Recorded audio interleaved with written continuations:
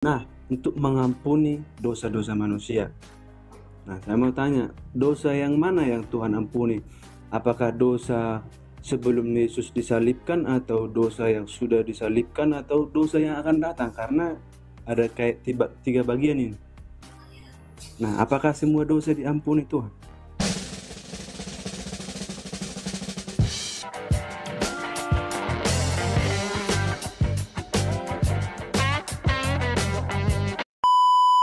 Nah, saya mau bertanya ini Kak. Ya, karena di situ Kakak buat kayak istilahnya topik pembahasan tentang dosa ya. Ya, Saya mau tanya ini Kak. Kita tahu bahwa Yesus Kristus sudah mati di kayu salib karena kasihnya yang begitu besar. ya. Nah, untuk mengampuni dosa-dosa manusia. Nah, saya mau tanya, dosa yang mana yang Tuhan ampuni? Apakah dosa sebelum Yesus disalibkan, atau dosa yang sudah disalibkan, atau dosa yang akan datang? Karena ada kayak tiga bagian ini. Nah, apakah semua dosa diampuni Tuhan? Ya, semua dosa, Pak. Ya, Ketika Tuhan Yesus berkata di kayu salib, tetelestai, sudah selesai. Yaitu semua dosamu dari kamu lahir sampai kamu mati itu diampuni. Karena tujuan Tuhan Yesus datang ke dunia itu adalah menebus manusia dari kuasa dosa. ya. Kalau semua dosa diampuni Tuhan, nah bagaimana dengan dosa yang menghujat Roh Kudus katanya? Dosa menghujat Roh Kudus itu tidak terampuni. Ya, tapi kan katanya tadi semua dosa diampuni. Betul. Ya, Halo? kenapa dosa menghujat Roh Kudus tidak diampuni gitu? Ya orang Kristen nggak mungkin menghujat Roh Kudus, Pak. Karena Ya, dosa istilahnya. menghujat Roh Kudus itu menolak Yesus. Nah, dosa menghujat Roh Kudus menolak Yesus. Nah, Iya. banyak para pendeta yang mengkhotbahkan tentang menghujat Roh Kudus ini seperti Ananias dan Safira. Bukan. Perhatikan konteksnya, Pak. Ketika Yesus mengatakan bahwa hujat terhadap Roh Kudus itu tidak diampuni, itu ketika Yesus sedang melakukan pekerjaan Allah dan Roh Kudus dan orang Farisi melihat Yesus melakukan itu. Dan Roh Kudus itu memberikan kesaksian di dalam hati orang Farisi bahwa Yesus itulah Mesias itu melalui pekerjaannya yang nyata. Tetapi mulut orang Farisi itu menyangkali kesaksian Roh Kudus di dalam hati mereka dan menolak untuk percaya kepada Kristus. Jadi jangan lari-lari konteksnya. Konteksnya itu di situ-situ aja. Jadi dosa menghujat Roh Kudus itu adalah menolak ajakan Roh Kudus untuk percaya kepada Kristus. Makanya tidak terampuni karena mereka tidak punya pendamaian. Kisah Rasul 4 ayat 12. Jadi orang Kristen nggak mungkin menghujat Roh Kudus. Itu nggak mungkin. Yang menghujat Roh Kudus adalah mereka yang telah diterangi hatinya, memiliki pengertian mengenai firman Allah, tapi tidak mau percaya dan datang kepada Kristus. Kalau Roh Kudus sudah menginjili orang-orang, misalnya di room ini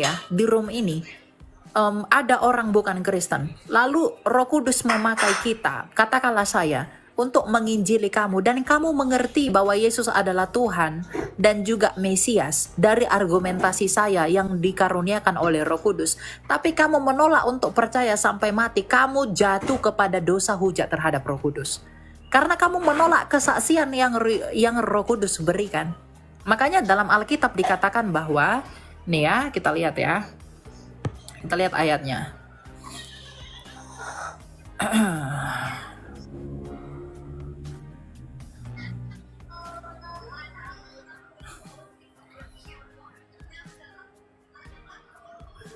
Dalam 1 Yohanes 4 ayat 2 sampai 3 dikatakan begini.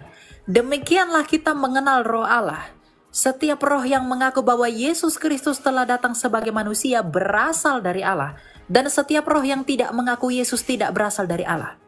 Roh itu adalah roh antikristus, dan tentang dia telah kamu dengar bahwa ia akan datang dan sekarang ini ia sudah ada dalam dunia.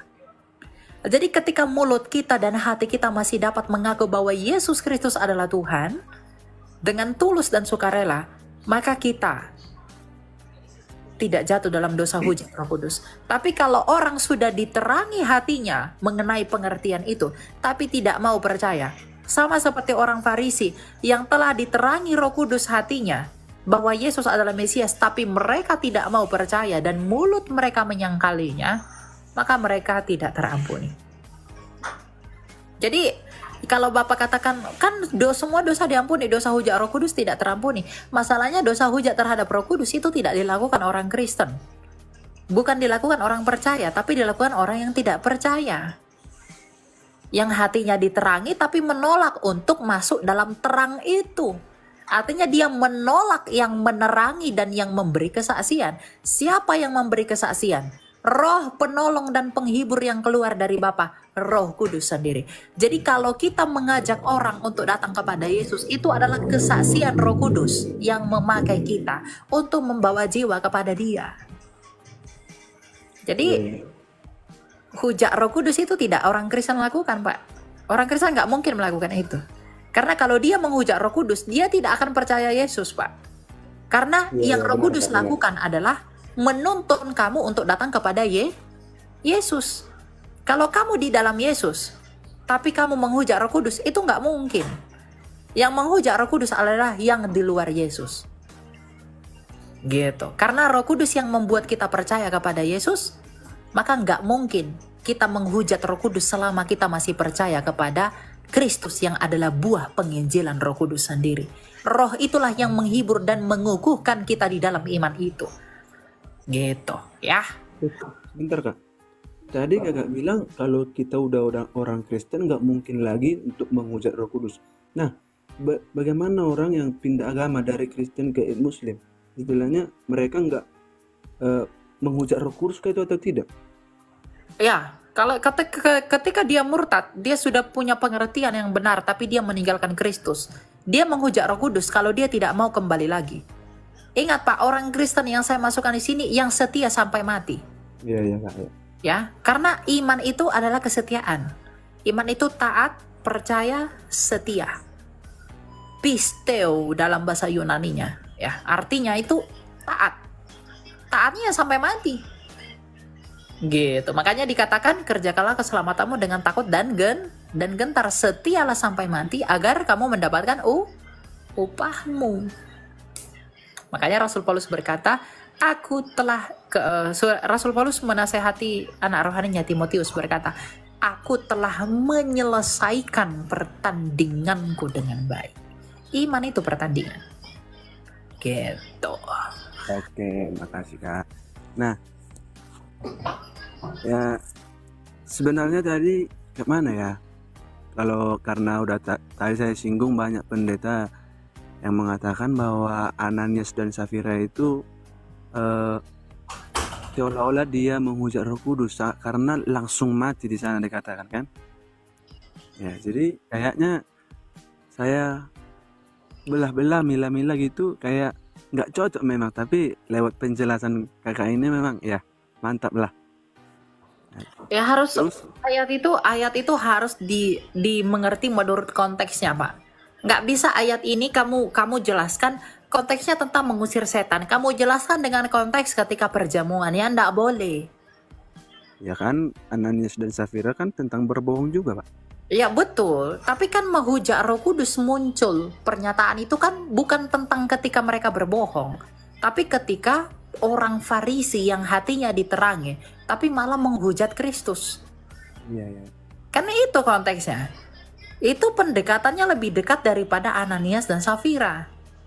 Karena tidak ada akibat tanpa sebab. Yang menyebabkan Kristus mengeluarkan pernyataan dosa hujat terhadap Roh Kudus tidak terampuni adalah oleh karena apa? Oleh karena sebab orang Farisi menghujat Kristus dengan ucapan yang keluar dari mulutnya.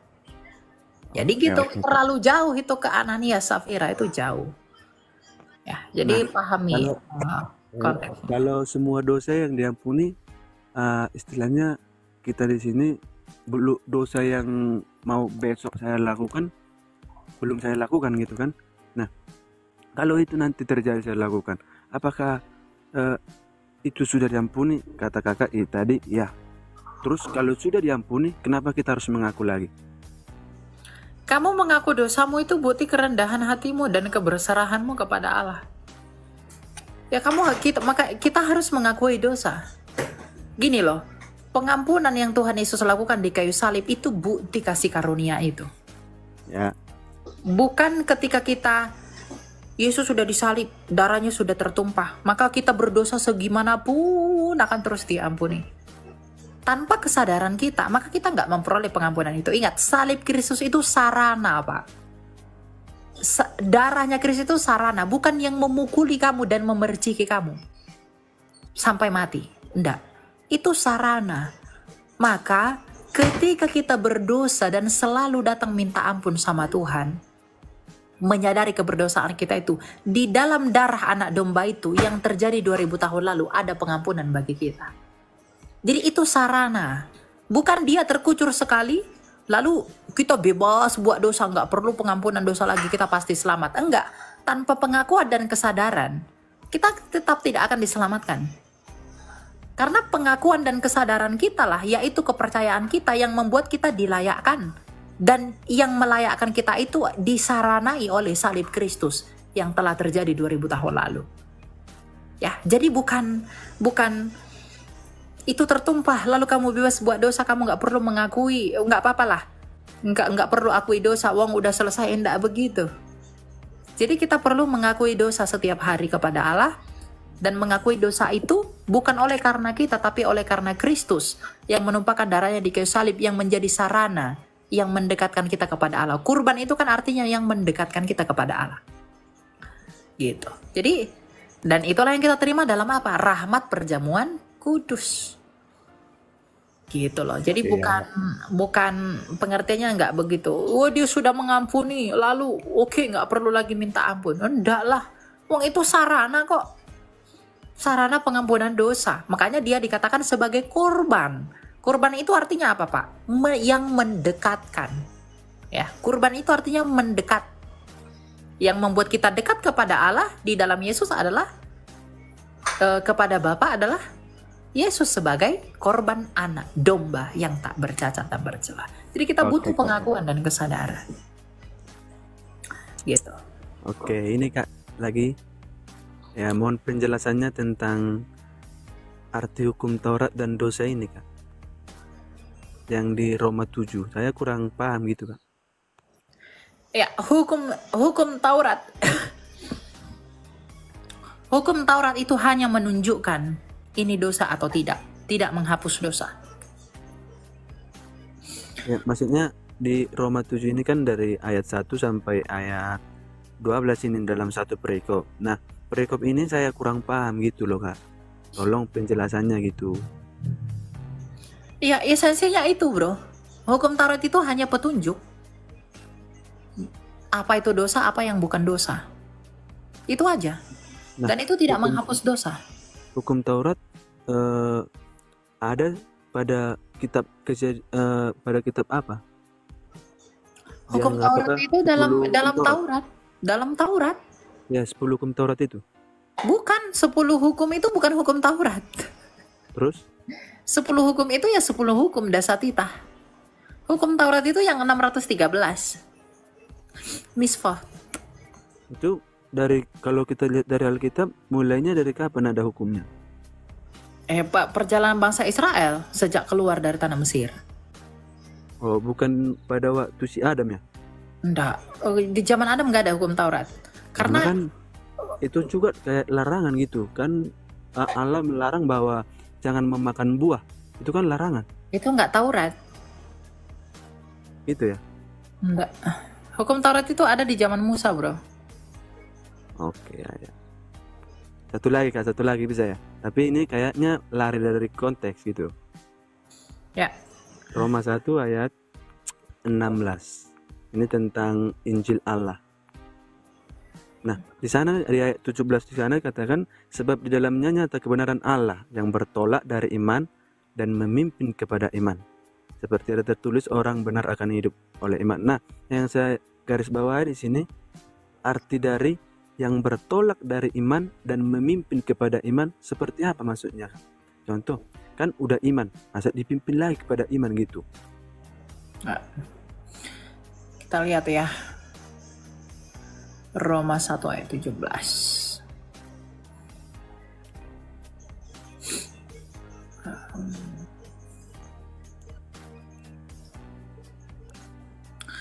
Ya, sebab di dalamnya nyata kebenaran Allah yang bertolak dari iman dan memimpin kepada iman, seperti ada tertulis orang benar akan hidup oleh iman.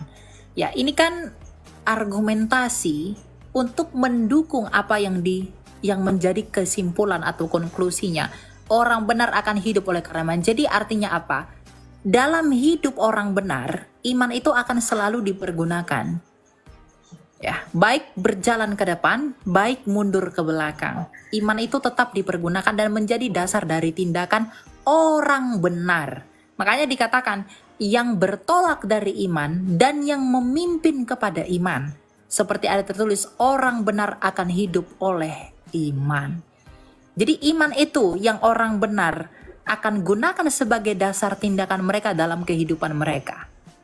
Dan iman itu akan berbuah. Buah-buahnya apa? Banyak.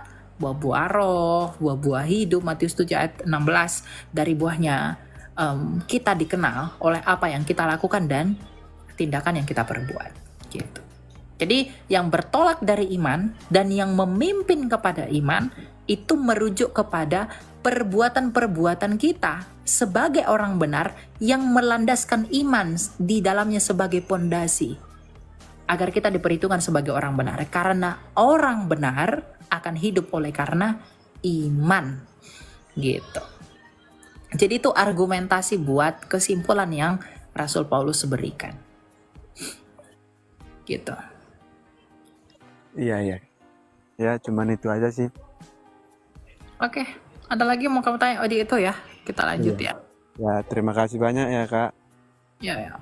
Oke, salam. Shalom. Waduh, 80 orang yang mau naik. Banyak sekali semakin malam. Kayaknya nggak bisa semua ya, maaf ya.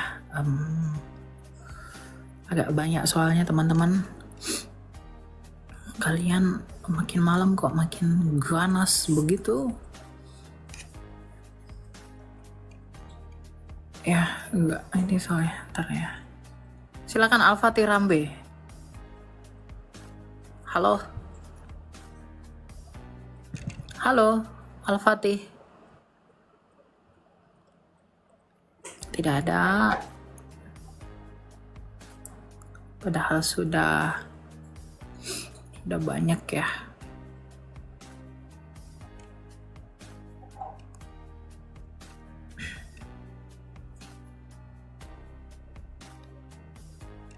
Banyak banget, saya bingung.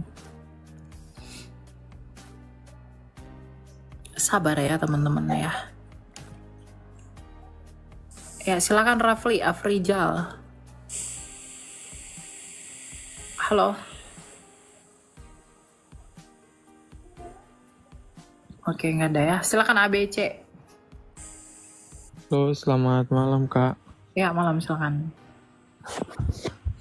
Mau gue tanyakan,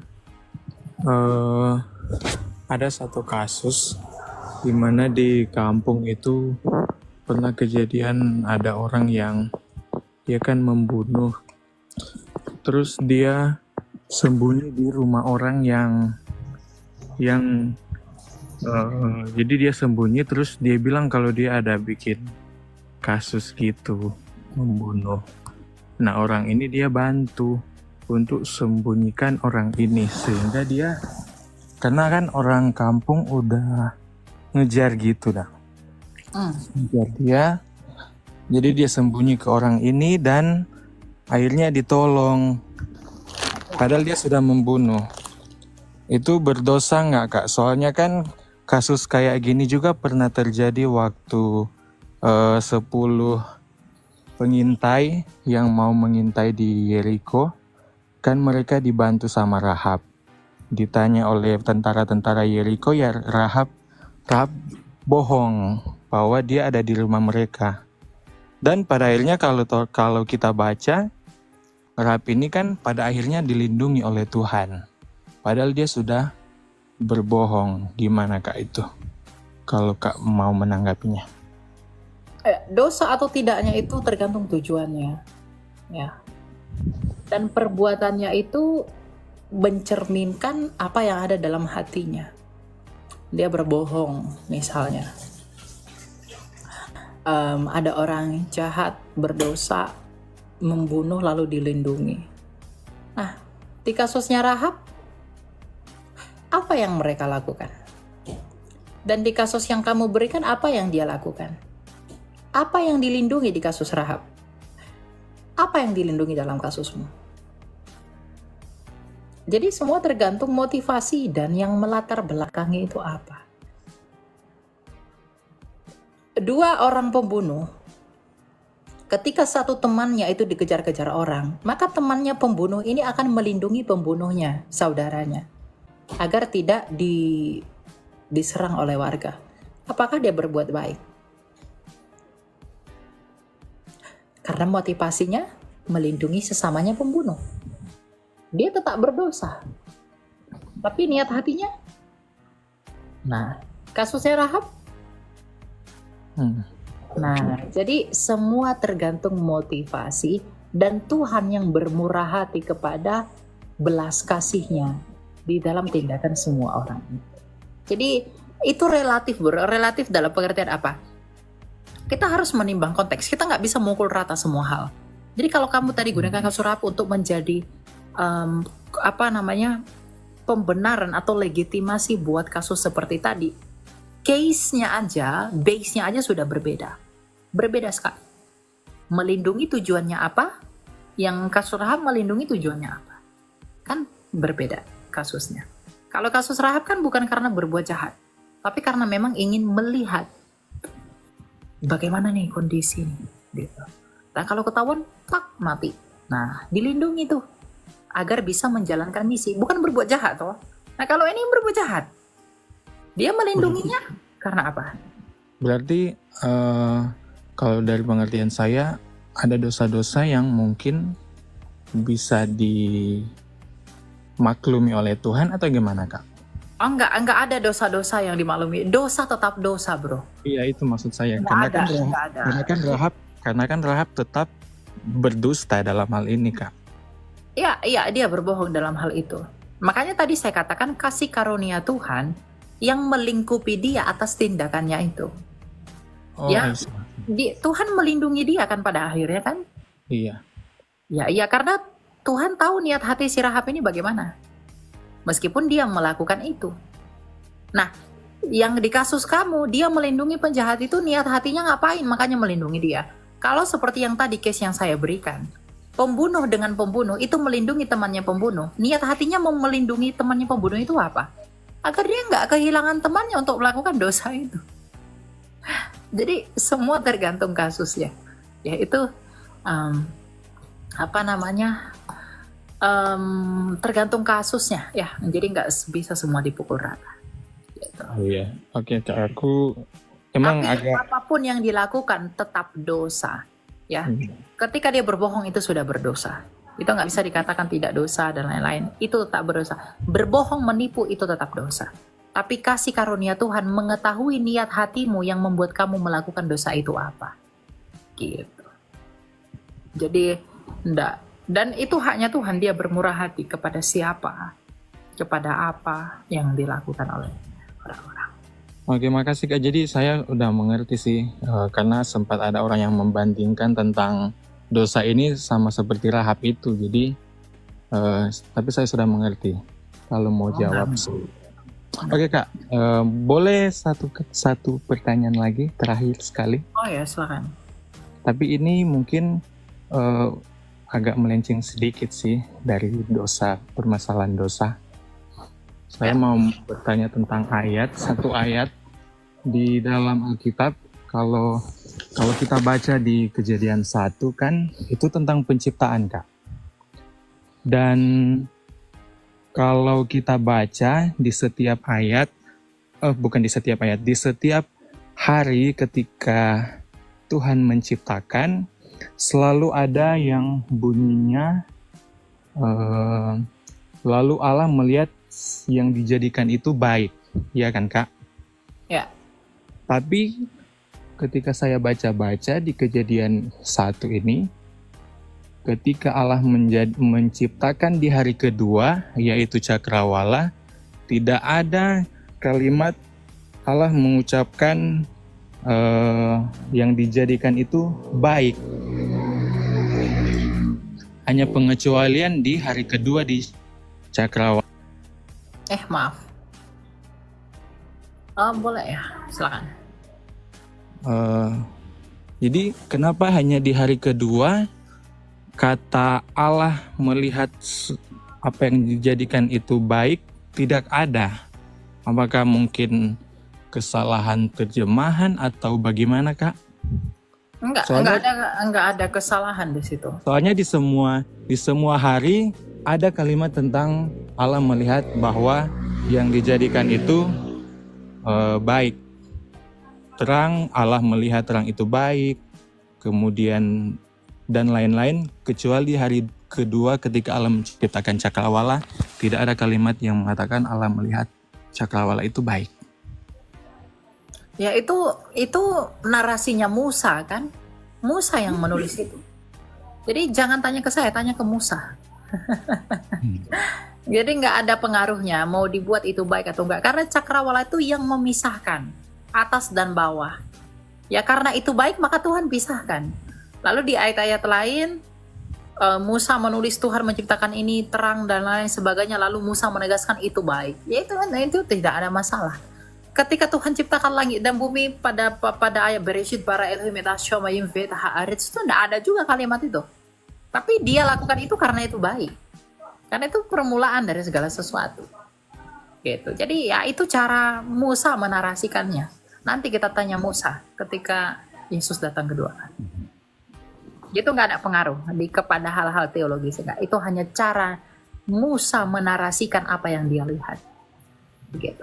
Jadi nggak ada harus diwajibkan dia melihat itu baik maka itu dibenarkan, lalu ketika tidak ada frasa itu seakan-akan kitab suci jadi timpang begitu.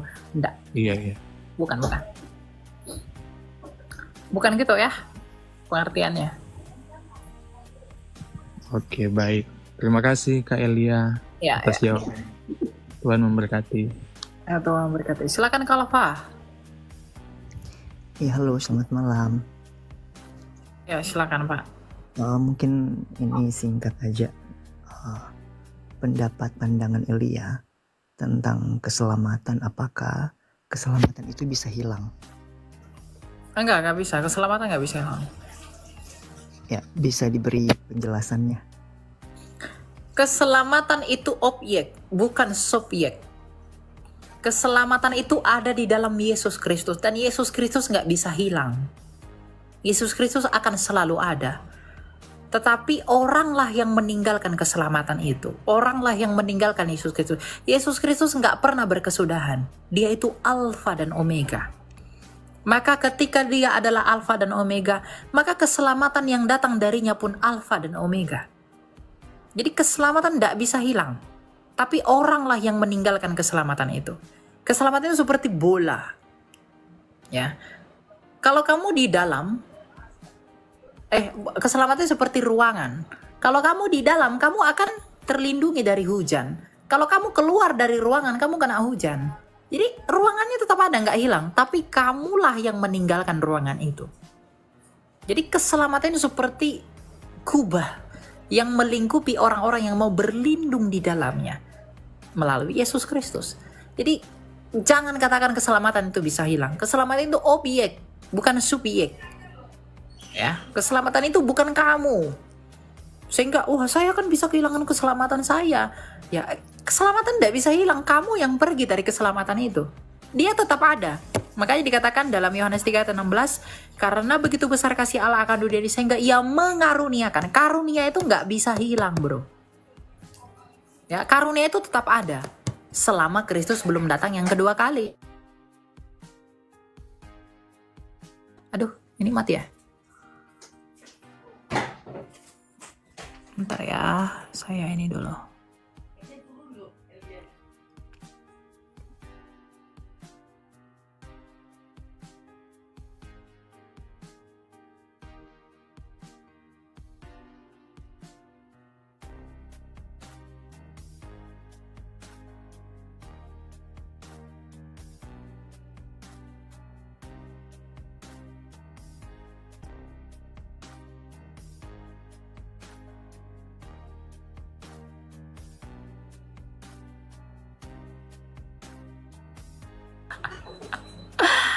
Iya. Sebentar ya, ada tuh.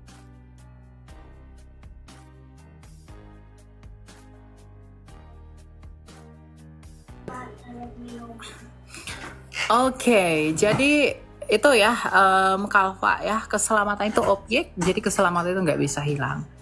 Tapi orang-orang lah yang pergi dari keselamatan itu. Karena kasih karunia Tuhan, selama Kristus belum datang yang kedua kalinya, anugerah itu masih tetap ada di dalam setiap manusia. Gitu, ya. Oke, thank you ya Elia. Oke. Lanjut ya. Bentar ya.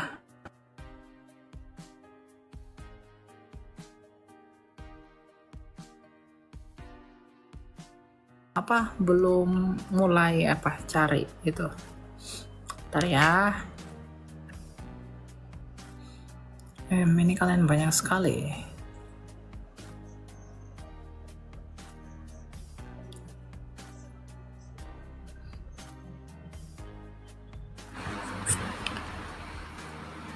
Ya kan Yuliana. Ya, halo Nak Elia. Ya, silakan Bu. Saya mau bertanya tentang Roma pasal 4 ayat 7 dengan 8. Di situ dikatakan bahwa perbuatan-perbuatan kita akan diperhitungkan oleh Tuhan. Maka berbahagialah. Apa maksudnya itu, Elia? Bentar ya. Roma berapa tadi? Roma 4 ayat 7 sampai 8 dan 8.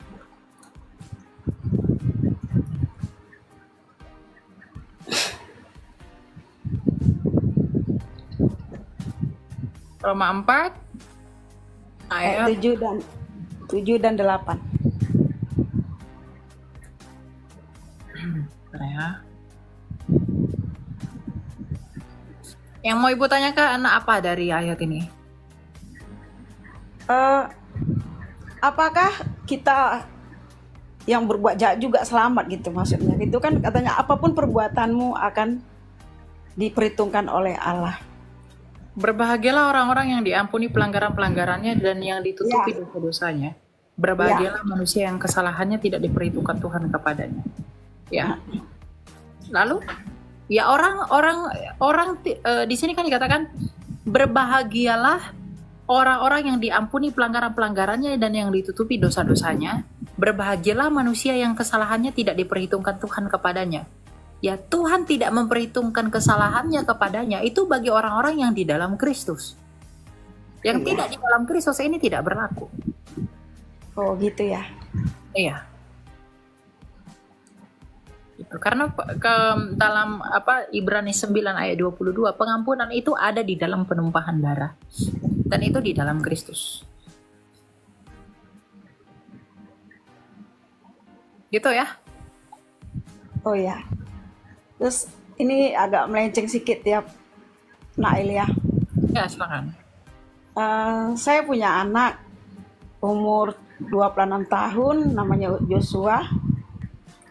Dan berapa tahun dia sudah sepertinya ada rasa sakit hati kepada hamba-hamba Tuhan sehingga dia tidak mau lagi beribadah dan kedekatannya dengan Tuhan sudah tidak ada lagi sehingga dia tidak punya rasa kasih atau apa gitu.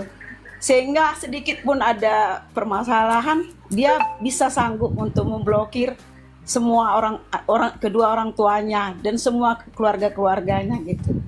Itu apakah ada bagaimana cara untuk mengembalikan dia seperti dulu gitu? Nah, bagaimana cara mengembalikan dia harus menurut kesadarannya. Kalau dia nggak sadar, ya susah. Ya, dan ibu harus membantu dia untuk menyadari melalui firman Tuhan. Dia jauh dari saya. Ya, berarti dia tidak dewasa. Dia belum dewasa. Ya, saya percaya kalau ibu tekun berdoa, ibu tekun berdoakan dia kepada Allah, Tuhan akan bawa dia kepada apa Amin. yang kita inginkan selama itu baik ya. Tapi hidup akan membentuk dan memproses dia. Jadi orang seperti apa yang dia mau menurut pilihan gitu. Tapi dendam, sakit hati, karena begini, sebenarnya orang-orang yang seperti itu, mohon maaf saya harus katakan, itu orang-orang sombong. Kenapa? Iya. Ya. Manusia yang bersalah kepada dirinya tapi dia menggugat Allah. Manusia yang berbuat jahat, manusia yang berbuat yang tidak berkenan kepadanya, tapi dia menghindari Allah. Iya. Itu kesombongan kita. Kita menyalahkan orang lain atas dosa yang tidak dia perbuat. Kita menyalahkan Allah untuk kesalahan yang tidak Allah lakukan. Tapi hanya oleh karena kesalahan orang yang mengaku melayani Allah. Ya. Itu kesombongan itu. Kita tidak itu wujud ketidakrendahan hati. Ya, karena kalau kita rendah hati, kita pasti bisa mengerti perkara yang seperti itu. Ya, jadi kalau ada orang nggak mau ke gereja hanya karena salahnya hamba Tuhan, berarti dia menyalahkan Allah atas kesalahan anak-anaknya. Itu nggak boleh. Ya, kita masa marah sama Tuhan atas kesalahan yang bukan Tuhan lakukan. Gitu loh. Jadi ya harus berpikir itu harus konstruktif di dalam iman, membangun. Ya. Jadi kalau misalnya hamba Tuhan berbuat kesalahan sama kita, ya jangan simpan kepahitan. Kalau misalnya dia berbuat jahat sama kita, Amsal 27 ayat 3 dikatakan begini. Batu adalah berat dan pasir pun ada beratnya, tetapi lebih berat dari kedua-duanya adalah sakit hati kepada orang bodoh. Jadi kalau kita sakit hati kepada orang yang menyakiti kita, orang yang menyakiti kita itu orang-orang bodoh. Dan kalau kita sakit hati, kita lebih bodoh.